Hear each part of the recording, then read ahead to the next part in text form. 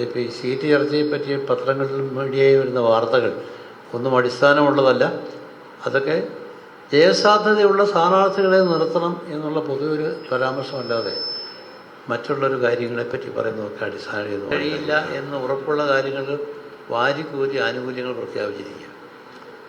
കാരണം ഈ തദ്ദേശ സ്വയംഭരണ സ്ഥാപനങ്ങളിലെ റിസൾട്ട് വെച്ച് നോക്കുമ്പോൾ ഇന്നത്തെ സർക്കാർ മൂന്നാം വട്ടം വരുമെന്ന് ഇപ്പോൾ പറയുന്നില്ല. സ്വർണ്ണപ്പാളിയെ സംബന്ധിച്ചുള്ള വാർത്തകൾ നിരന്തരമായി വന്നുകൊണ്ടിരിക്കുന്നു. പിന്നെ കുറേ വാഗ്ദാനങ്ങൾ, പൊള്ളയായ വാഗ്ദാനങ്ങൾ, ശമ്പള കമ്മീഷൻ,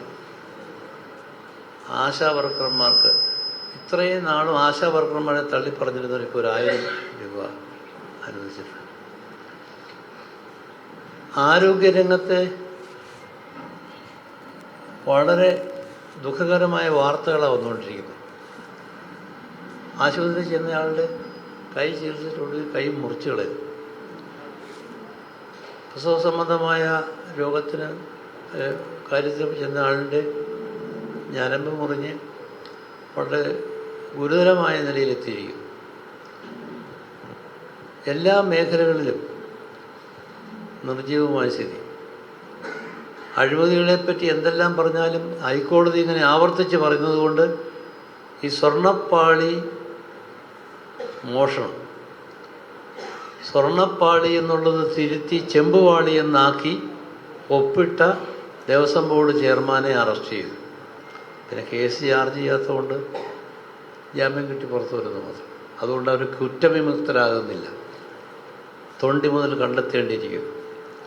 അതുകൊണ്ട് ഈ നിലയിലൊക്കെയുള്ള കാര്യങ്ങൾ പോയി നീങ്ങുമ്പോൾ ഈ സംസ്ഥാന സർക്കാരിന്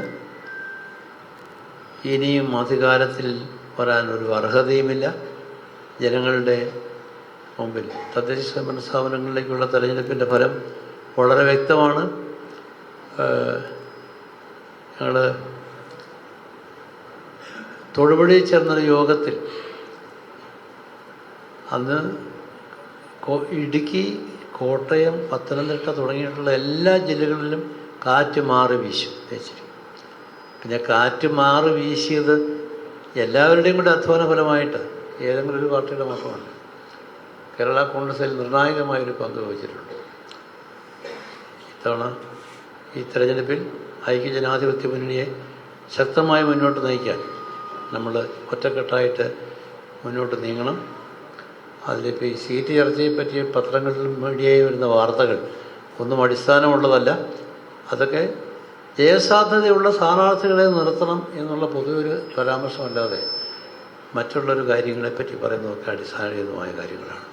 അതുകൊണ്ട് കേരള കോൺഗ്രസ് ഐക്യജനാധിപത്യ മുന്നണി ഒറ്റക്കെട്ടായി മത്സരിച്ച് ഈ തെരഞ്ഞെടുപ്പിൽ നമുക്ക് ബഹുഭൂരിപക്ഷം സീറ്റുകളിലും ജയിക്കാൻ കഴിയും. അതിനുള്ള പ്രവർത്തനങ്ങളുമായി മുന്നോട്ട് പോകണമെന്ന് അഭ്യർത്ഥിക്കുന്നു. എല്ലാ മേഖലകളിലും അതിനുള്ള പശ്ചാത്തലം ഒരുക്കണം. ചേർന്ന് നിന്ന് പ്രവർത്തിച്ച് മുന്നോട്ട് പോകണമെന്ന് ഞാൻ അഭ്യർത്ഥിക്കുന്നു.